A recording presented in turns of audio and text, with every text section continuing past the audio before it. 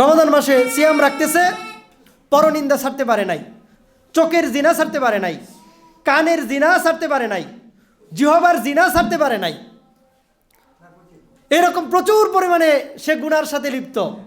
সিয়াম রাখতেছে, নাটক দেখতেছে, সিয়াম রাখতেছে, মুভি দেখতেছে। যে সিয়াম সে সারাদিন রাখলো, সন্ধ্যার পর থেকে যা কিছুক্ষণ ফেসবুকের মধ্যে থাকলো, ইউটিউবের মধ্যে থাকলো, টিকটক দেখলো, দেখার পরে তার যে সিয়াম আছে সব ওইখানে কাটা হয়ে গেল। তো লাভ কি হলো? কোনো লাভ হলো না। সিয়াম যতক্ষণ রাখলো ভালো থাকলো, বেশিরভাগ সময় সে নষ্ট করতেছে।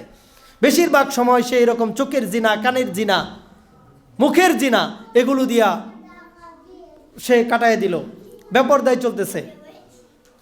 পর্দা করাটা তো ফরজ, এখন পর্দা মহিলারা করতেছে না। সিয়াম ঠিকই পালন করতেছে, ঠিকই সালাত আদায় করতেছে, কিন্তু পর্দা ধারে কাছেও নাই। তাহলে তার গুনাহ কিভাবে মাফ হবে?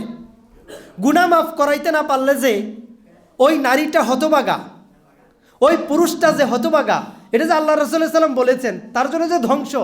এখন যে নিয়তি করছে যে সে শুধু সিয়াম রাখবে, সে শুধু সালাত আদায় করবে, কিন্তু পর্দা করবে না, তাহলে সে আসলে যে নফসে আম্মারা, এটাকে এখনো তার ইলার আসনে বসায় রেখেছে। সে নিয়তি করে ফেলছে কোনোদিন সে পর্দা করবে না। তাহলে নারীদের উচিত হবে এখনই সিদ্ধান্ত নেওয়া যে আমি যে এই যে রমজানে পর্দা করা শুরু করলাম, এরপরে আর পর্দা ছাড়বো না। আমি যে এই যে পরনিন্দা করা ছেড়ে দিলাম, এরপরে আর কোনো মানুষের নিন্দা করব না। আমি প্রতিবেশীদেরকে আর কষ্ট দিব না, আমি আর অন্যের হক নষ্ট করব না, আমি আর সুদ খাবো না, আমি আর ঘুষ খাবো না। এই সিদ্ধান্ত তাকে এখনই নিতে হবে, রমজানেই নিতে হবে।